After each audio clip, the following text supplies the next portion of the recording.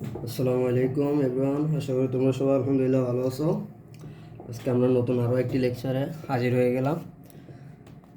আজকে আমাদের 5 নাম্বার যে টপিকটা, সেই টপিকটা আমি কভার করার ট্রাই করবো। সেখানের মধ্যে 5 নাম্বার টপিকটা ছিল হাফ অ্যাডার। ঠিক আছে, হাফ অ্যাডার। ওকে, হাফ অ্যাডার করার আগে আমরা অ্যাডার জিনিসটা কি সেটা একটু জেনে ফেলি। অ্যাডার হচ্ছে বাইনারি বিটগুলোকে যোগ করার যে সার্কিট, সেটাকে বলা হচ্ছে মূলত অ্যাডার। ঠিক আছে, এতটুকু পর্যন্ত জানলে হবে তোমাদের। সে অ্যাডারটা আবার দুই ধরনের। অ্যাডার কয় ধরনের? দুই ধরনের। একটা হচ্ছে যে হাফ অ্যাডার, আর একটা হচ্ছে যে ফুল অ্যাডার। ঠিক আছে, মানে হাফ অ্যাডার হচ্ছে যে কোনটা, যেটা হচ্ছে যে 2 বিট বাইনারিকে যোগ করবে। ঠিক আছে, অ্যাডার মূলত কাজ হচ্ছে যে যোগ করবে বা এডিশন করবে, তাকে আমরা অ্যাডার বলতেছি। ঠিক আছে, আর যেটা 2 বিটের সাহায্য করে সেটাকে বলতেছি আমরা হাফ অ্যাডার, আর যেটা 3 বিটের সাহায্যে যোগ করবে সেটাকে বলতেছি আমরা ফুল অ্যাডার। ঠিক আছে, এখন একটা হাফ অ্যাডার ইমপ্লিমেন্ট করার জন্য আমাদের যে গেট লাগে, একটা হচ্ছে যে এক্সর গেট, আর একটা হচ্ছে আমার অ্যান্ড গেট। তাহলে অ্যান্ড গেট এবং এক্সর গেট, এই দুইটা গেট দিয়ে আমরা হাফ অ্যাডারকে ইমপ্লিমেন্ট করব। আর ফুল অ্যাডারকে ইমপ্লিমেন্ট করার জন্য আমার একটা এক্সর গেট লাগে, একটা অ্যান্ড গেট লাগে এবং একটা এক্সট্রা অর গেট লাগে। ঠিক আছে, এই তিনটা গেট দিয়ে আমরা ফুল অ্যাডারকে ইমপ্লিমেন্ট করব। ঠিক আছে, তো আজকের টপিক হচ্ছে আমরা হাফ অ্যাডারকে ইমপ্লিমেন্ট করে দেখাবো। হাফ অ্যাডার, ঠিক আছে, এখান থেকে একটা কোশ্চেন আসে হাফ অ্যাডার থেকে। ঠিক আছে, তো হাফ এডার এর কোশ্চেনটা কীভাবে আসে পরীক্ষাতে ভাই একটু তোমাদেরকে বলি। হাফ এডার থেকে বা ফুল এডার থেকে এভাবে কোশ্চেনটা আসতে পারে। তোমাদের একটা হাফ এডারের যে সিম্বল সার্কিট, সেটা দিয়ে তোমাদেরকে বলতে পারে এই সার্কিটটাকে কী করো, এক্সপ্লেন করো বা বিশ্লেষণ করো। ঠিক আছে, কীরকম যখন এই কথাগুলো বলবে, এক্সপ্লেন করো বা বিশ্লেষণ করো, হাফ এডার সার্কিট কী সেটা বিশ্লেষণ করো, ফুল এডার সার্কিট কী বিশ্লেষণ করো, তোমরা সুন্দর মতো 4টা জিনিস দেখাই দেবে। কয়টা জিনিস ভাইয়া?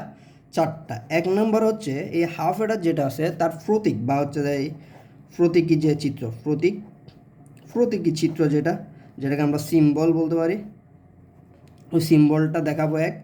2 নম্বর আমরা কি দেখাবো? Logic circuit. কার লজিক সার্কিট?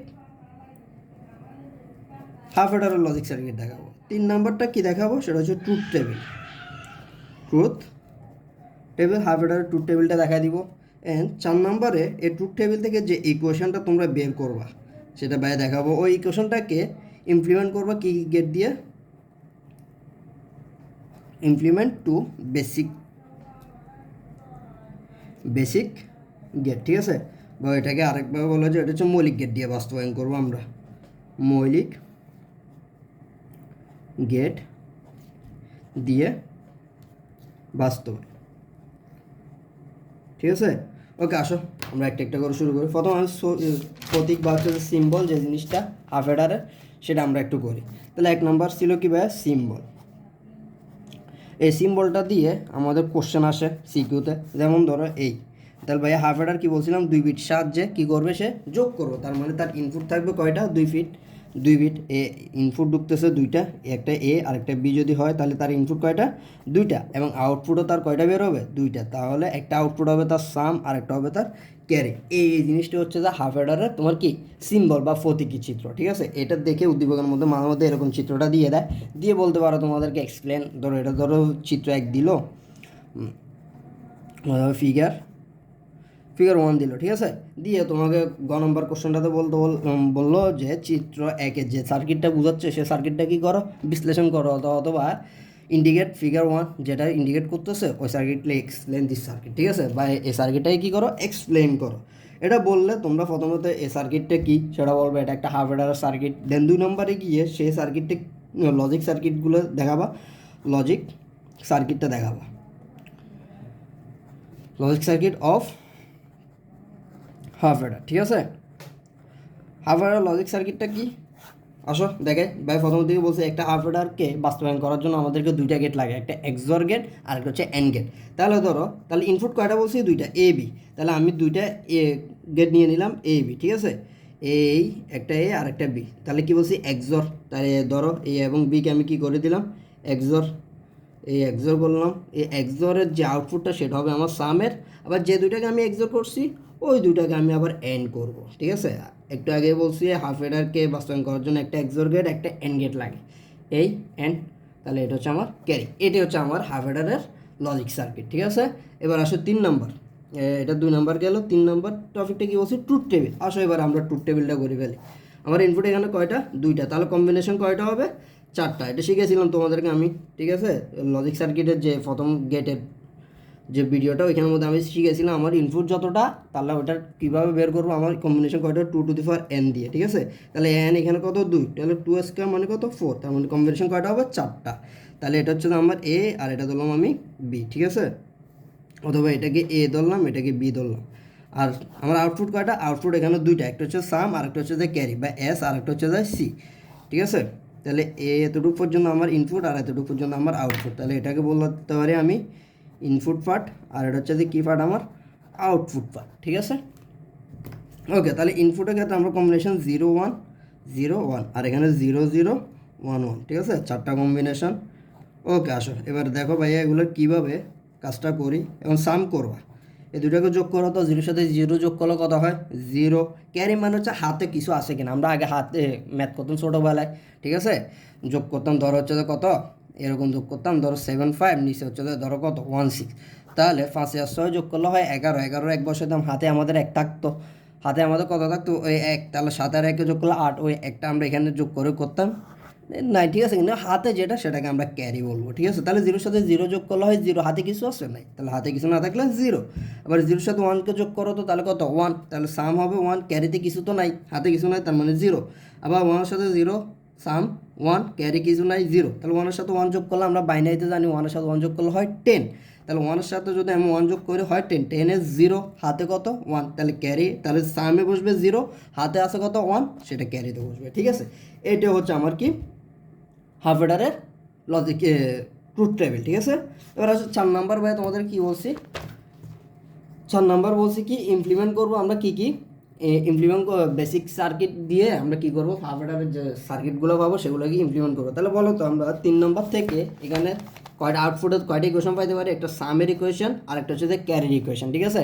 এখন কত হচ্ছে ভাইয়া, আমি একটা সত্য সারণী দেখে কিভাবে ইকুয়েশন বের করব সেটা একটু দেখো। তাহলে আমরা এখানে সামের একটা ইকুয়েশন পাবো, লিখলাম, ক্যারির একটা ইকুয়েশন পাবো। আমি কীভাবে পাচ্ছি দেখো, প্রথম কাজ হবে তুমি যার ইকুয়েশন বের করবা সেখানের মধ্যে দেখবা জিরোওয়ালা কোনো ঘর আছে কিনা, তাহলে সেটা প্রথমেই বাদ।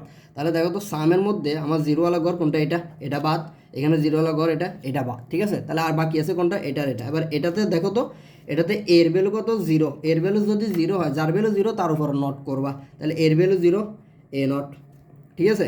এবারে দেখো তো এখানে বি এর ভ্যালু কত, 1, দেখবা তো পাশাপাশি একটা ঘর থেকে আরেকটা ঘরে গেলে গুণ হবে, পাশাপাশি একটা ঘর থেকে আরেকটা ঘরে গুণ। তাহলে দেখো তো এ থেকে বিতে যাচ্ছ, পাশাপাশি যাচ্ছ, তাহলে হচ্ছে যে বি এর নিচে 1, তার মানে শুধুমাত্র বি হবে। আর একটা ঘর থেকে আরেকটা ঘর নিচে গেলে হবে প্লাস, ঠিক আছে। এবার এখানে 1 কার জন্য হচ্ছে দেখো তো এর নিচে আছে 1, তার মানে এ নট হবে না। আবার পাশাপাশি একটা ঘর থেকে আরেকটা ঘরে গেলে হবে গুণ, তারপর এখানে বি এর নিচে দেখো তো 0, তার মানে বি এর উপরে হবে নট। এটা হচ্ছে আমার সামের ইকুয়েশন।